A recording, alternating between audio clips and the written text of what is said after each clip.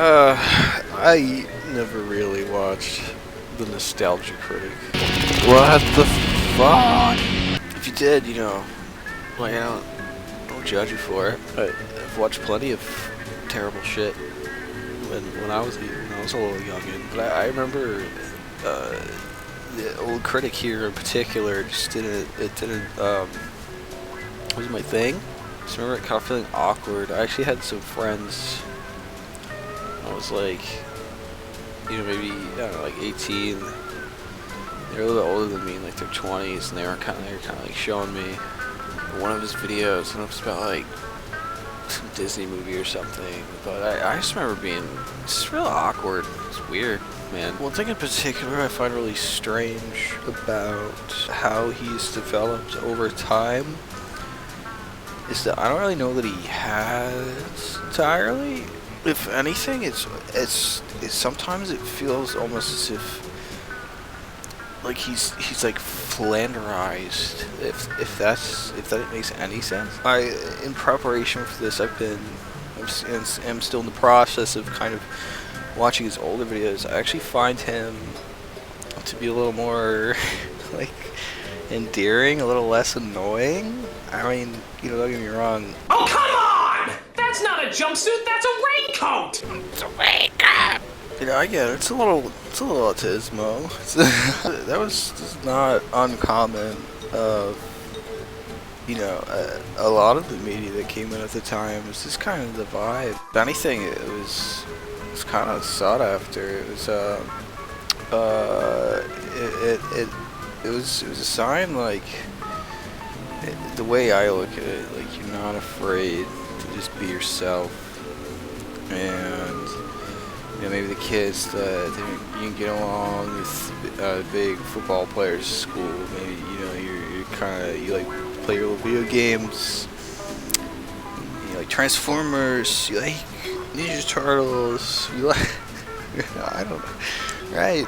You're a little more. You spend your time on the internet. You watch YouTube videos. You want to go watch your favorite big YouTuber on the big YouTube screen. Here's the thing about Mr. Critic, man. I think the cynicism started to sort of consume him. It's kind of like he's become some sort of like egomaniac to the point where it's like he can't tell what's real anymore, and sometimes he's just so way off base, or things will just fly directly over his head. Let's take a look at the first few episodes of DuckTales. If we're gonna look at the opening, we gotta play different music. I still want to keep my brain intact. Who doesn't like the DuckTales theme? So frankly, I'm not really interested in getting into like that older sort of, I sit in front of a beige wall and review a thing, sort of content, just kind of talk about it. Because I think, everyone kind of gets the idea. It's just, it is what it is. As far as I know, he was really trying to do more than that, and most of what came out of it wasn't really much different actually than that formula. It was just kind of like spiced up versions of it, just like talking about things and reading things. He had this series called Bum Reviews. Oh my god, this is the greatest movie I've ever seen in my life! So what's the joke here? That you're homeless and mentally ill? You fucking asshole? There are 113 of these! Credit where credit is due. The man put out a lot of content. He still does, as far as I know. I think he's uploading like constantly, like daily. Like it's kind of stupid. Here's where I feel like things require a little more explanation. I gotta get a burp. It's not happening. So he has this channel. It's called Channel Awesome. And I think, if I'm not mistaken, that this is where him and his gang of retards. He has friends that make similar content to him. I don't know. I just read the Wikipedia. It's not really that important, but you know, there was a point where he had a website. I knew this. It was called That Guy with the Glasses, the Guy with the Glasses, or something. And that's because he left YouTube for a while, but now everything just gets uploaded to YouTube. I don't know if he stopped at some point. I don't care. It doesn't matter. It's there now. But he had a bunch of pals. They all made similar stuff, and or not. I don't know, but they made these little movies together. Was it Kick-Assia, Suburban Nights, and To Boldly Flee. I don't really want to spend too much time on them because they are trash. But you know, I'm not here to bully them. As far as I know, like a lot of people, a lot of young people probably, and older smelly people love these. And we're really happy to, at least like.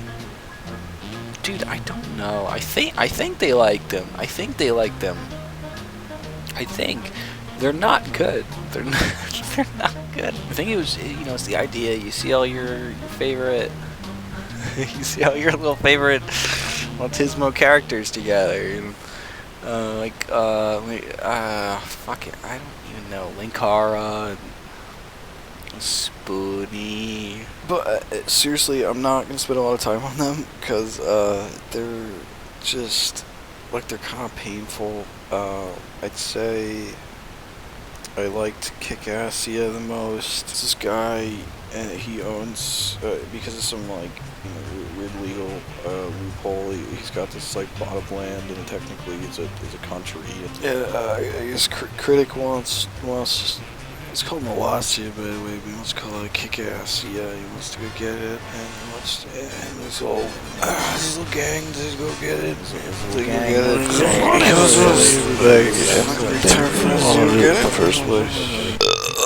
I'm losing the will to live right now. We gotta really burn through these Suburban Nights. I don't know. I must be out of the loop. I was kind of clueless as to what's going on. AVGN's in it, and I love AVGN actually, so it's cool. Yeah, what? Are you the voice of the ancient world? Yeah, what about it? You don't sound very ancient. And you sound like an ass, so what's it to you? I love him so much. He makes me feel warm and fuzzy inside. The Boldly Flee is like 4 hours long, man. I apologize for any holes you may face in there, critic. Taco Bell is a harsh mistress. Haha, poop. I say probably the production value is the best. But, that's holy moly. Oh, wow. It's a lot of references, basically. And like, in like 3.5 hours of it. Yeah, I don't know. I stopped caring. Are you guys okay with that? Can we stop caring about oh my god. You know, this scene's actually kind of cute though. This little end bit, they're all hanging out. Okay, but let's get serious for a second. I've been kind of fast forwarding through these horrible movies because what I'm really excited to talk about, and also kind of dreading talking about, is this magical little thing. Pop quiz hot shot. I'm the nostalgia critic, and ever since I was a child, I always wanted to play games quoting movies and TV with my friends. Was that a sentence? The only problem was, I had no friends. Well, now that I have power, I can take my friends by force. With the help of my new POW General Anesthetic, I can kidnap all the friends I want, and force them to answer questions in my Saved by the Bell style set. There will be laughs, trivia, those disturbing cartoons that give you night terrors. What? But most of all, there will be fun. The laughter and joy will last however long I want. Heads up, America, for this is Pop Quiz, hotshot. So I guess the story is that he asked for $50,000 to make this. This is where things start to get kind of interesting in this in Critic Saga. This was supposed to be not the bare minimum. And it was. In the first episode, he makes the same joke like 14 fucking times within like the first 10 minutes. First was this bit about like kidnapping, like, you know, because like the whole thing in the beginning, like he kidnaps, but Somewhere this got switched around, because you should clearly be kidnapping me. You know, I'm glad I kidnapped you two, because clearly you would be kidnapping other people with stories like this. then we have the classic, hilarious.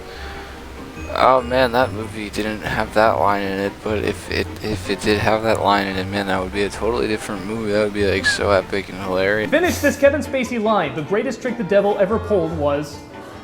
You're tearing me apart, devil! Good guess. And you know what? They give it to him, because that movie would have been so much better if they had that line. Ryan, in what action film does Steve Buscemi say, define irony, a bunch of idiots dancing on a plane to a song made famous by a band that died in a plane crash?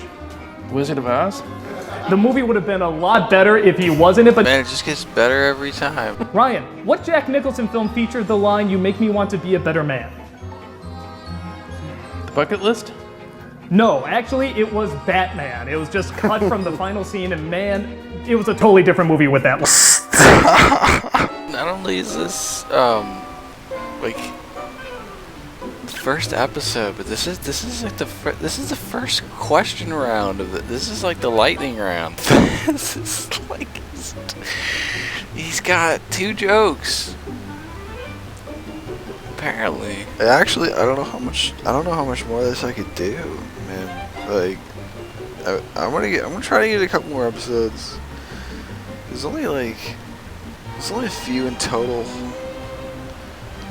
but I could probably bear maybe like 1 or 2 more. Go get the codpiece inside David Bowie's pants. I don't know. Like, I don't think I can do this. I don't think, you know. I think I've made my point. Yeah, I guess. This is not. This is $50,000. Okay. So before I go, I don't really know. I was anticipating, you know, maybe going a little deeper into this, making this a little bit longer. But, you know, I guess what I was trying to get at was you know, I don't think this is not a stupid man. He's not stupid. He's not unintelligent. But I don't know what's going on here, and I just hope he keeps moving forward and growing and figuring things out. You know, maybe I'll do a follow-up, but yeah, I don't like that was like physically painful. Like I don't feel good. If you want to watch, you know, just want to go a little bit deeper into the Pop Quiz Hotshot stuff and maybe some of the movies. Someone who actually kind of grew up with these characters. Definitely check out Ralph the Movie Maker did a really good fucking funny video about this. He's probably done a couple in the Critic at this point, and I just, you know, I really just, I felt compelled. I found him so, like, mesmerizing. There's just the way people latched onto him, and you know, they can't let go, and he can't let go. Doug Walker can't let go. Man, he tried to scrap the character at one point, which is something I was going to touch on, but I don't really want to. You know, I kind of just want to like lay down. But yeah. Hope you subscribe. I got more plans. I'll get a better mic next time, so it doesn't sound like I'm a fucking airfed. In American Beauty, which actor said, "Look at me, jerking off in the shower. This will be the high point of my day. It's all downhill from here." And it's been every day of his since. Kevin Spacey. Wow, a lot of Kevin Spacey hate from you, man. Not really, I love the guy. Oh, you Good do actor. like him? Oh, yeah. Then why would you say that about Kevin Spacey? Because it's true. Wow. Allegedly. Allegedly. What do you think he is, Louis C.K.? No. I will not have that said about my beloved Kevin Spacey.